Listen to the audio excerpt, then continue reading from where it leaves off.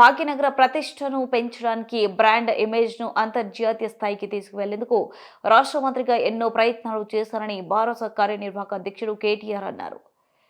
Formula ఈ race కేసులో ACB విచారణకు హాజరయ్యేందుకు వెళ్లే ముందు నందినగర్లోనే తన నివాసం వద్ద మీడియాతో ఆయన మాట్లాడారు.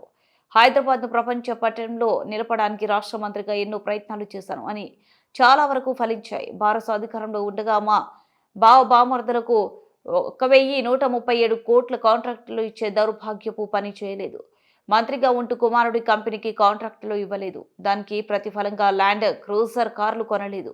ఆ తెలివితేటలు సీఎం రేవంత్ రెడ్డి ఆయన మంత్రివర్గ సహచరులకే ఉన్నాయి. నేను నిక్కర్సైన తెలంగాణ బిడ్డను. ఏ పని అయినా రాష్ట్రం కోసం హైదరాబాద్ ప్రతిష్ట పెంచేందుకే చేశా. పైసా అవినీతి చేయలేదు, చేయబోను. కొంతమంది కాంగ్రెస్ నేతలు నాపై బురద చల్లు పబ్బం కడుతున్నారు. ప్రభుత్వం వైఫల్యాలపై మేము మాట్లాడుతూనే ఉంటాం, కొడుతూనే ఉంటాం. లగచర్లలో రైతులను జైల్లో పెట్టిన, హైడ్రా పేరిట ఇల్లు కొల్లగొట్టినారు. 6 గ్యారెంటీలు అమలు చేయకపోయినా అడుగడుగునా మేము నిలదీశామని కేటీఆర్ అన్నారు. హైదరాబాద్ బ్రాండ్ ఇమేజ్ ని అంతర్జాతీయం చేయడానికి, హైదరాబాద్ ని ప్రపంచ పటంలో నిలపడానికి ఆనాడు రాష్ట్ర మంత్రిగా ఎన్నో ప్రయత్నాలు చేశాం.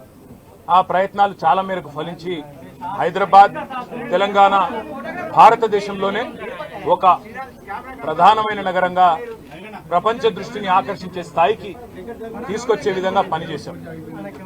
మేము 9.5-10 ఏళ్ల కాలంలో మా ప్రభుత్వం ఉన్నప్పుడు మా బావమరుదులకు 1,137 కోట్ల కాంట్రాక్ట్లు చేయలేదు. మంత్రిగా నేను కౌన్సిల్లో కూర్చొని, కౌన్సిల్ ఆఫ్ మినిస్టర్స్ లో, కేబినెట్ లో కూర్చొని నా కొడుకు కంపెనీకి కాంట్రాక్ట్ ఇచ్చుకోలేదు. లేదా నేను ల్యాండ్ క్రూజర్ కార్లు కొనుక్కోలేదు. ఆ పనులు రేవంత్ రెడ్డి గారు, ఆయన మంత్రివర్గ సహచరులు, ఆ సాగు తెలివితేటలు, ఆ అవినీతి తెలివితేటలు వాళ్ళకే ఉన్నాయి. నేను 50 లక్షల రూపాయలతో ఎమ్మెల్యేలను కొనుగోలు చేయడానికి పోయి దొరికిపోయిన దొంగను కూడా కాదు. నేను నిఖార్సైన తెలంగాణ బిడ్డను. ఏ పని చేసినా తెలంగాణ కోసం, హైదరాబాద్ ప్రతిష్టను పెంచడం కోసం చేశాను. 6 పైసా అవినీతి కూడా నేను చేయలేదు, చేయబోను. సరే, ఇవాళ ఈ కొంచెం ఉర్రకుండా ఆగలుగుతారా? ఇవాళ కొంతమంది అర్థమయ్యి కాని వాళ్ళు, తెలిసి తెలియని వాళ్ళు ఏదో కొంత బురద జల్లి తాత్కాలికంగా మీడియా మేనేజ్మెంట్ ద్వారా రాజకీయ పబ్బం గడుపుకోవాలనుకునే కాంగ్రెస్ వాళ్ళకి నేను చెప్పేది ఒకటే, నిజం నిలకడ మీద తెలుస్తుంది. మీరు ఇవాళ చల్లే బురద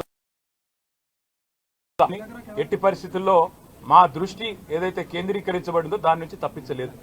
మేము మాట్లాడుతూనే ఉంటాం, కొట్లాడుతూనే ఉంటాం. గత సంవత్సర కాలంగా విద్యుత్ ఛార్జీలు పెంచవద్దని కొట్లాడింది టీఆర్ఎస్. లగచర్లలో నువ్వు రైతులను జైల్లో పెడితే అడ్డుకున్నది టీఆర్ఎస్.